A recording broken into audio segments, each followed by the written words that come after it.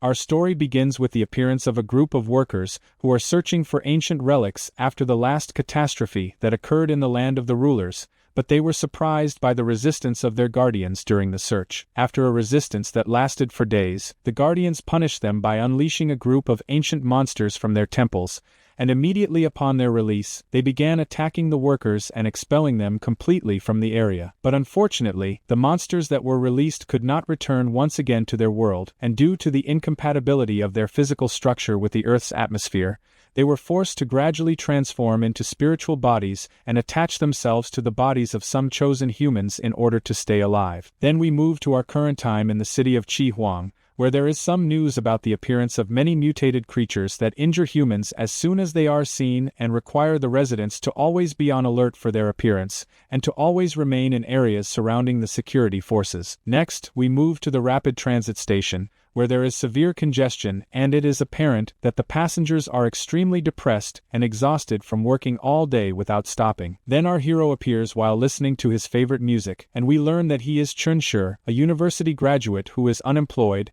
has no talent, and whose entire life is in a state of chaos, not to mention that he was kicked out by his family as soon as he graduated. He is currently searching for a job, so he went to the city of Chiang like the rest of the people who are looking for work, because it is one of the cities that suffers the most from a shortage of workers. But suddenly, a monstrous hand appears in the carriage he is in, and then the monster appears as it is eyeing the security guard who is fast asleep and on the verge of attacking him. The other passengers notice it, and it is evident that they are extremely terrified of it. Then they scream at the top of their voices and run away from it. They collide with the other passengers and are unable to move because of the severe congestion, so Chun removes his headphones, shouts at them, and asks them what they are doing, telling them to loot because there are some people who cannot stand themselves like him. Then the guard appears, thrown on the ground after the monster had finished him. Then we move to the monster, who is roaring as it approaches the rest of the passengers, and the rest of the passengers alert it, dying of fear. One of them says that it looks like an evil mutant, just like the one that appeared in the recent news. We then learn that ever since the ancient monsters were freed by the Guardians,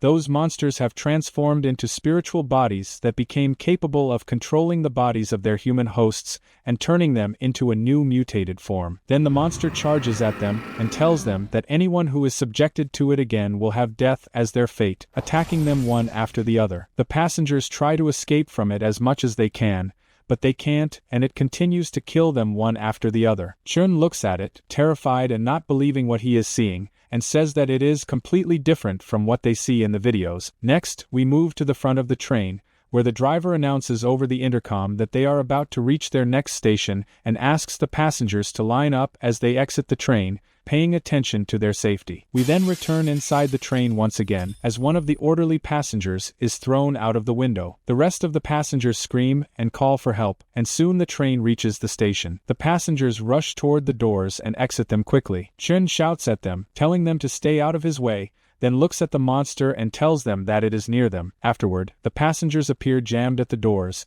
unable to get out because of the crush. Some of them run toward the guards and beg for help, telling the guards that there is a mutated monster inside, while others flee as fast as they can out of the station. Then Chun appears, staring at the monster and unable to escape from it, as it slowly approaches him, angry after having killed everyone in its path, and it shouts at him, telling him that it is fed up with demolishing, expanding, and leveling graves and reclaiming the lands every day without rest. Chun then says that it is a very bad time indeed, because it seems he has fallen into the hands of someone mentally deranged, and he tries to think of a way to escape from it. He looks around and finds nothing but the exit door in front of him, when suddenly he hears the sound of a crying little girl being held by her grandmother next to him, the grandmother trying to console her. Chun calls out to her and tells her that she will distract his attention until she and her granddaughter can escape through the exit door. The grandmother grows worried for him and tells him that he is going to die like that, but Chun replies, telling her not to worry because he is used to these things, as he was the fastest person in his university on the running track,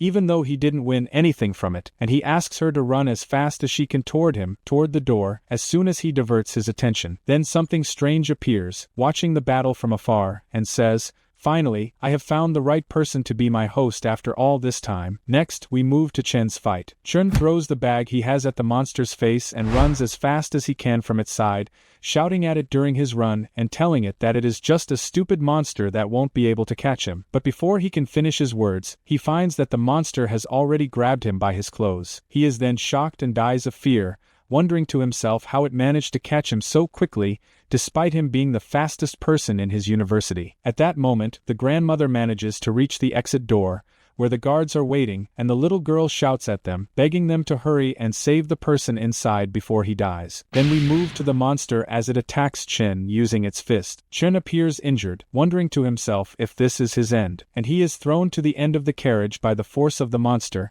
and afterward he appears lying on the ground, saying that it seems he miscalculated his estimates. As always, his consciousness begins to fade gradually, so he looks at the grandmother and finds that she managed to reach the exit door with the guards surrounding her. He then rejoices and says that at least he managed to save someone before he dies. Just as the exit door closes, the little girl continues to scream at them, telling them that her older brother is inside, and if they don't hurry and rescue him, he will die like all the other people. Then the guard's leader shouts at one of the guards standing at the door and orders him to take the grandmother and her granddaughter outside the station. He also instructs the rest of the guards not to act recklessly and to immediately call the security department for mutants so that they can deal with the monster on the train. They hear his words and begin to carry out his orders. Afterward, the strange thing that had been watching the battle from afar appears as it heads toward Chen. Then Chen appears, gasping his last breaths, saying that he thought he wouldn't die before achieving what he wished. He then grows angry and declares that he will not give up no matter what happens,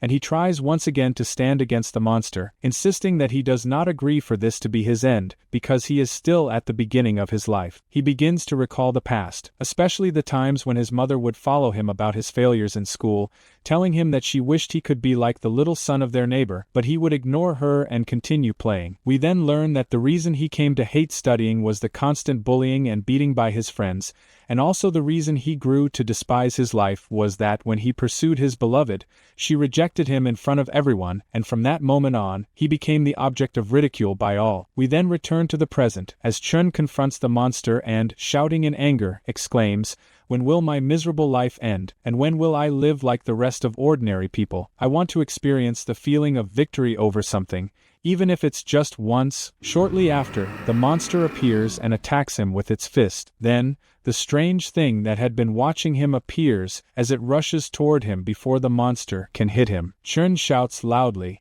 declaring that he just needs one chance to live and experience the life for which he came to this city. The strange thing shouts back at him, saying that it has finally managed to find him, and immediately begins to enter inside him. Chen screams in agony from the intense pain he feels as it enters, and as soon as it has fully entered, he is able to see it. The monster then tells him not to worry because he is its designated host. Chen becomes frightened and wonders if this is the hallucination that comes to a person before they die. The thing inside him replies, assuring him that it is no illusion and that it would be better to set aside such thoughts and focus on their battle. Immediately thereafter, his body begins to transform into the form of the host within him, and as soon as the transformation is complete, he easily deflects the blow from the monster before him. The host then laughs and tells Chen not to worry, explaining that it came to him to give him the hope he has always longed for. It then looks at the monster and asks if it is ready for what is about to befall it. The monster becomes frightened as soon as it sees him, and before it can withdraw its hand, the host completely tears it apart. Next, the host employs the hardening technique,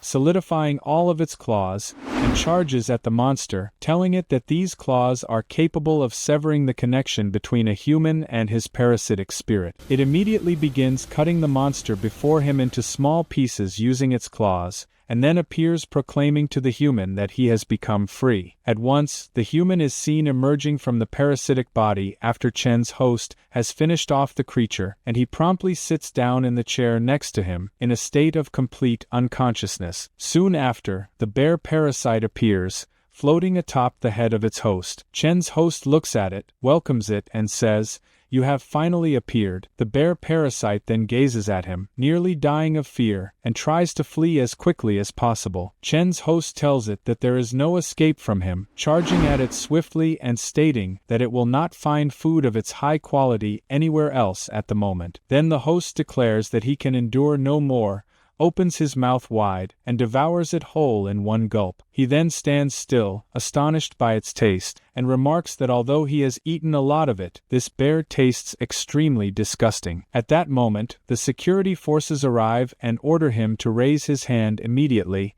warning that they will shoot him if he does not comply. The host looks at them, clearly annoyed, and says that it isn't easy to deal with the security forces, and with the security forces surrounding him, he orders that he get down to the ground. The host tries to escape quickly, but before he can move he feels Chen resisting him, and Chen declares that this is not the time for him to leave at all. Then, the host begins to vanish gradually, and Chen regains control of his body once again. He looks at his hand and finds it has become a monstrous hand, and when he glances at the window beside him, he discovers that he has been completely transformed into a mutated monster. Terrified, Chen screams at the top of his lungs, "What happened to you?" He then turns around and finds the security forces demanding that he surrender immediately. He asks them what has happened and how it is that he now has horns on his head like the monsters. The security forces look at him, baffled by his manner of speaking, and one of them even asks if the parasite before them is crazy. Glancing around, Chen notices that the bear host is unconscious beside him. Recalling what has transpired, he says,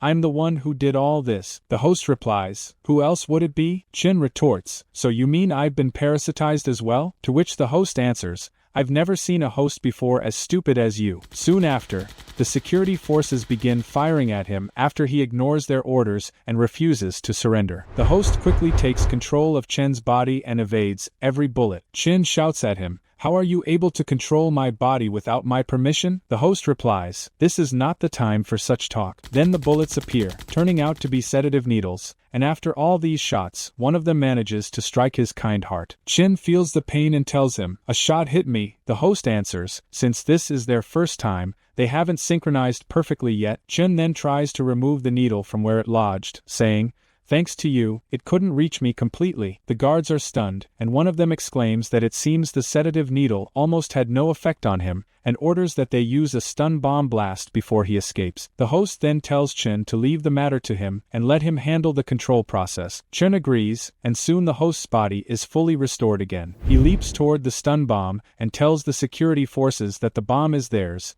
redirecting its course toward them. While the bomb is heading in their direction, he seizes the opportunity and escapes through the carriage window. The security forces are shocked, and while they are still trying to escape, the bomb detonates on them. In that very moment, Chen's host manages to break free from them, jumping swiftly onto the buildings ahead and fleeing far away. After several minutes, the security forces begin removing bodies from the train upon arriving at the station. A strange girl accompanied by her mutated dog then appears at the scene, and we come to know that she is the leader of the security forces. She enters the train and asks about the situation and whether they have managed to capture him. The guard's leader, looking embarrassed before her, replies, "No," and explains that he is extremely agile and different from the other parasites they deal with. The director retorts that she had wanted to give him a chance to prove himself as requested, but he turned out to be even more disappointing than she had expected. She orders her mutated dog to examine the body in front of her and tells it to hurry because she doesn't have any more time to waste. The dog replies,